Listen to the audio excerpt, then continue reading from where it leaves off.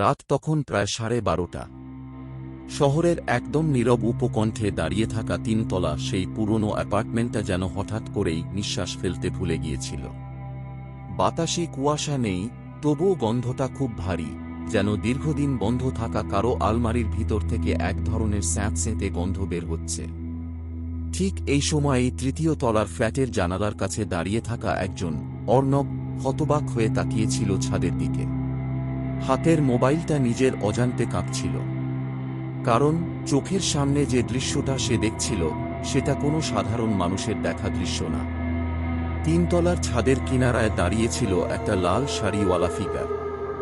লাল শাড়ির পলকা বাতাসে উড়ছিল না, বরং অস্বাভাবিকভাবে স্থির ছিল। অর্ণব দেখল সেই ফিগারটা তার দিকে তাকিয়ে আছে, কিন্তু মুখটা যেন ছায়ার গভীরতার মধ্যে গলে গিয়ে উধাও হয়ে গেছে। এই মুহূর্তটা ছিল অর্ণবের জীবনের সবচেয়ে ভয়ার্ত মুহূর্ত। অথচ সে জানত এই অ্যাপার্টমেন্টের ছাদে যে লাল শাড়িওয়ালিকে সে দেখছে, সে তো 50 বছর আগেই মারা গেছে। প্রায় 3 মাস হল অর্ণব শহরে এসেছে। স্টার্টআপ কোম্পানিতে কাজ পাবে বলেই এই পুরনো অ্যাপার্টমেন্টে উঠেছিল। আরেকজনই শুধু থাকত এই বিল্ডিংয়ে, ঈশিতা। 2য় তলার একটা ছোট ফ্ল্যাটে সে একা থাকত। শান্ত, কম কথা বলা মেয়েটার জীবন ছিল খুব সাধারণ। অফিস বাসা অফিস, এই নিয়েই তার দিন। অর্ণব প্রথম দিনই খেয়াল করেছিল বিল্ডিংটা অদ্ভুত রকম নীরব। রাতে আশেপাশের অন্য বিল্ডিংগুলো আলোয় ভরে উঠলেও এটার করিডোরগুলো সবসময় অন্ধকার আর ধুলোয় মোড়া থাকে। কারো পায়ের শব্দ শোনা যায় না, এমনকি দিনের বেলাতেও। কিন্তু তারপরও অর্ণব এসব পাত্তা দেয়নি। ভাবত, পুরনো বিল্ডিং, লোকজন কম, তাই হয়তো এমন লাগে। যদিও প্রথম রাতেই সে একটা শব্দ শুনেছিল ছাদ থেকে, একটা ভারী কিছু মাটিতে টেনে আনার মতো শব্দ। ধীরে, খস খস খস। শুধু একবার, ঠিক রাত 2:05। ভেবেছিল বিড়াল বা কোনো পাইপ লুজ আছে। তারপরের দিন সকালে চেক করতে গিয়েও কিছু দেখতে পায়নি। দিনগুলো স্বাভাবিকভাবেই কেটে যাচ্ছিল, যতক্ষণ না একদিন অর্ণব জানতে পারল এই ছাদে একসময় একটা পরিবার থাকত। খুব সাধারণ, মধ্যবিত্ত পরিবার। সেই পরিবারের বড় মেয়ে সুহাসিনী লাল শাড়ি পরতে খুব ভালোবাসত। কিন্তু এক ঝড়ের রাতে হঠাৎ করেই নাকি তাকে ছাদে পাওয়া যায়, পরন্ত অবস্থায়, শরীরের সব হাড় ভেঙে যাওয়া অবস্থায়। লোকমুখে শোনা যায় সে নাকি নিজে লাফ দেয়নি, তাকে ঠেলে ফেলা হয়েছিল। কিন্তু প্রমাণ কখনোই পাওয়া যায়নি। পরিবারও কিছুদিনের মধ্যেই বিল্ডিং ছেড়ে চলে যায়। তারপর থেকে রাতে ছাদে কেউ যায় না। বলা হয় রাতের বেলা ছাদের ওপর লাল শাড়ির কারো দাঁড়ানো দেখা যায়, যদিও সে মারা গেছে 50 বছর আগে। তবে অর্ণব এসবকে অলৌকিক গল্প ভেবেই এড়িয়ে গিয়েছিল, যতক্ষণ না সেই রাতটা আসে। রাত ঠিক 12:30 নাগাদ অর্ণব প্রথমবার চোখে দেখে ছাদের কিনারায় দাঁড়িয়ে থাকা সেই লাল শাড়িওয়ালিকে। দেখার মুহূর্তেই অর্ণবের দেহের ভেতর ঠান্ডা একটা শিরা বেয়ে নেমে যায়। তার মনে হচ্ছিল এই জায়গাটা যেন হঠাৎ করে কাঁপতে শুরু করেছে। জানালার কাঁচে শ্বাসের গরম ছাপ জমে উঠছে, অথচ অর্ণব নিজের শ্বাস নিতে পারছিল না।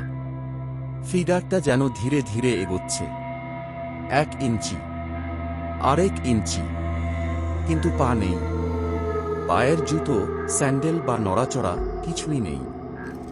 শুধু লাল শাড়ির সীমা গা হয়ে এগিয়ে আসছিল। অর্ণব চোখ সরাতে পারছিল না। ঠিক তখনই নিচতলার জানালা থেকে তা হালকা নড়ল। ঈশিতা। মেয়েটা ভাবল হয়তো বাতাসে কিছু উড়ছে। কিন্তু সেও যখন ছাদের দিকে তাকাল, তার মুখ শুকিয়ে সাদা হয়ে গেল। কারণ সে দেখল লাল শাড়িটা আর স্থির নেই। এবার সেটা সামান্য নড়ছে, হাওয়ায় ভাসছে না, বরং যেন কোনো অদৃশ্য হাত টেনে নিচ্ছে তাকে। এই জায়গাটা শুধু ভয়ানক ছিল না, বরং এটায় একটা অদ্ভুত নীরবতা ছিল, যেন চারপাশের সব শব্দ শুষে নেয় কেউ। ঈশিতা তখন একমাত্র মানুষ যে বুঝতে পারছিল অর্ণবকে সাহায্য করতে হলে এখনই কিছু করা দরকার। তার মনে একটাই নির্ভরযোগ্য উপায়, ছাদে যাওয়া। কিন্তু ছাদে যাওয়ার সিঁড়িটা এতটাই অন্ধকার যে মানুষের পায়ের আওয়াজ সেখানে ঢুকে গেলে গিলে নেয় দেয়াল। তবুও ঈশিতা ছুটল।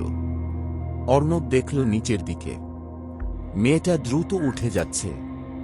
তখনই অর্ণব খেয়াল করে ছাদের ফিগারটা আর কিনারায় নেই। এখন সেটা দাঁড়িয়ে আছে সিঁড়ির দরজার পাশে, যেখান দিয়ে ঈশিতা উঠছে।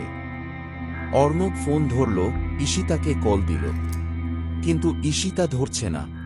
লাল শাড়ির ফিগারটা যেন সিঁড়ির লাইট হোল দিয়ে তাকিয়ে আছে। কোনো মুখ নেই, শুধু শূন্য একটা কালো গহ্বর। ঈশিতা ঠিক তার কয়েক ধাপ নিচে। হঠাৎই বিল্ডিংটা কেঁপে ওঠে। মনে হলো ছাদে কেউ লাফ দিল। অর্ণবের ঘরের সব জানালা কেঁপে ওঠে। বাতাস নেই, তবু কারা যেন গায়ের পাশ দিয়ে ছুটে গেল একদম নীরব দ্রুততায়। তারপরেই সব নিস্তব্ধ। 1 মিনিট, 2 মিনিট।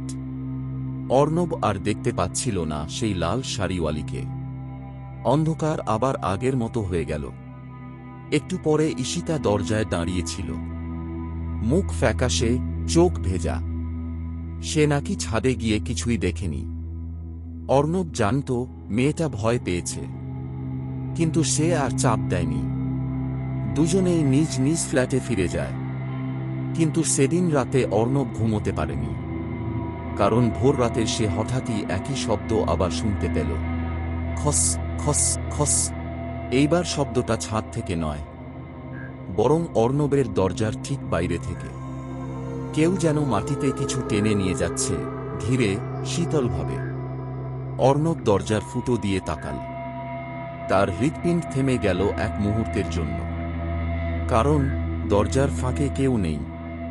কিন্তু মেঝেতে লাল শাড়ির প্রান্ত লুটিয়ে আছে, ধীরে এগোচ্ছে। কেউ নেই, তবুও শাড়িটা চলছে।